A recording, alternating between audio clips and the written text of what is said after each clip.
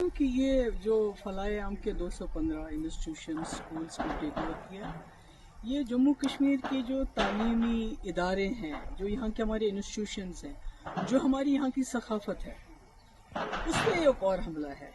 मैं इसलिए सकाफत और जम्मू कश्मीर के तशख्खुस के साथ इसको जोड़ रही हूँ क्योंकि बहुत कम ऐसे स्कूल हैं FAT की तरह जो स्कूलों में इखलाकी इस्लामी तालीम के साथ जो रेगुलर एजुकेशन भी देते हैं।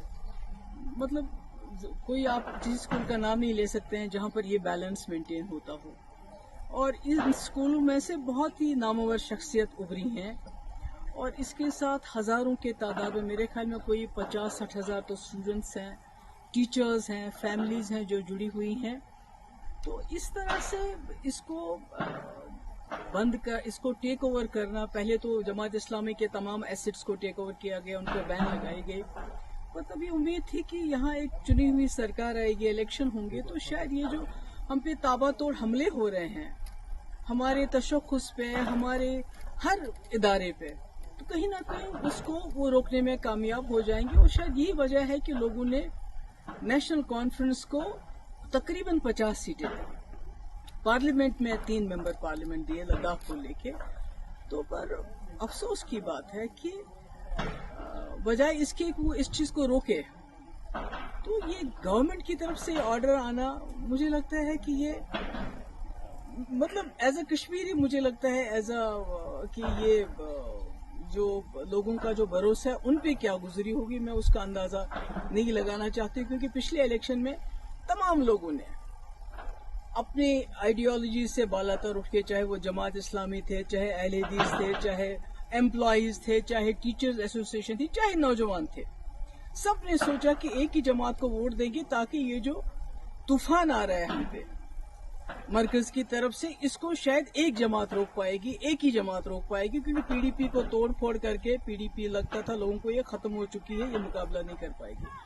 तो ऐसे में ये होना, और अभी आपने देखा कुछ देर पहले जो हमारी उर्दू जबान है, सरकारी दफातर में से उसको तकरीबन खारिज किया जा रहा है।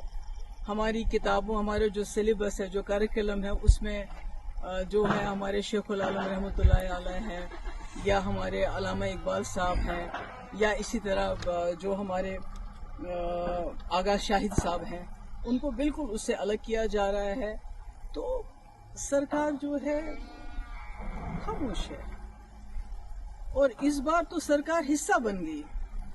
आपको याद होगा 2016 और 17 में जब यहाँ बहुत हालात खराब हुए, पथराव रोके ना रुके, दिल्ली से इतनी बड़ी टीम आ गई, बड़े बड़े मिनिस्टर्स की, बड़े बड़े पॉलिटिशियंस की, और हुर्रियत के दरवाजों पे गई कि आप दरवाजा खोलिए, हमसे बात कीजिए, दरवाजे बंद कर दिए। यानी इतने हालात खराब थे।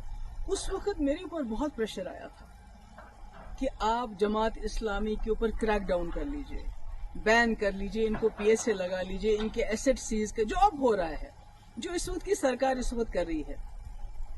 मगर मैंने सोचा कि अगर मैं अपने ही लोगों पे बिला वजह इस किस्म की कार्रवाई, या तो कोई सबूत हो कि भाई इस वक्त ये कुछ ऐसा कर रहे हैं तो आप कोई एक्शन लोगे, मगर सिर्फ इनकी आइडियोलॉजी की वजह से किसी ने जाके दिल्ली में चुगली खाई थी कि भाई वहाँ जो भी कुछ कर रहे हैं वो जमात इस्लामी के लोग कर रहे हैं, जो पथराव हो रहा है, जो मुल्क के मुखालिफ जो मुहिम चल रही है, वो सब जमात इस्लामी। तो मैंने उस वक्त स्टैंड लिया, जैसे मैंने कुठवा में स्टैंड लिया। हालांकि मेरे पास अक्सरियत नहीं थी, हम PDP BJP सरकार में बने हुए थे। आज नेशनल कॉन्फ्रेंस के पास अपनी अक्सरियत है, उसके बावजूद वो इस किस्म के फैसले करती है। मुझे लगता है ये अफसोस के लायक है। और इसके बारे में क्या कहूँगी, वैसे तो लोग कहते हैं कि कहीं ना कहीं नेशनल कॉन्फ्रेंस और जमात इस्लामी का पुराने वक्त से चल रहा है कि जब शेख साहब मरहूम 77 में आ गए, उसके बाद जमात इस्लामी वालों के साथ क्या किया गया, किस तरह इनके घर चलाए गए, क्या क्या हमारी मुकद्दस किताबें भी नजर आतश की गई। उसके बाद 87 के बाद क्या किया गया, जो फलायम ट्रस्ट के टीचर है उनको कैसे पब्लिक सेफ्टी एक्ट लगाया गया। और आज 2025 में अब इनके जो स्कूल थे, जो लोगों के गरीब लोगों को, गरीब बच्चों को, क्योंकि आपने देखा कि सरकारी स्कूलों में जो चीज कमी है वो ये स्कूल पूरी करते थे, जिनका कोई नहीं होता था और कम फीस लेके ये तालीम देते थे। تو آج انہوں نے اتنا بڑا سسٹم جو ایک بنا ہوا ہے اس کو ایک حساب سے تباہی کے دہانے پہ پہنچا دیا ہے. کئی گھر اس کے ساتھ وابستہ ہے, کئی ٹیچر, سب کا مستقبل جو ہے. میم آپ نے ایجوکیشن منسٹر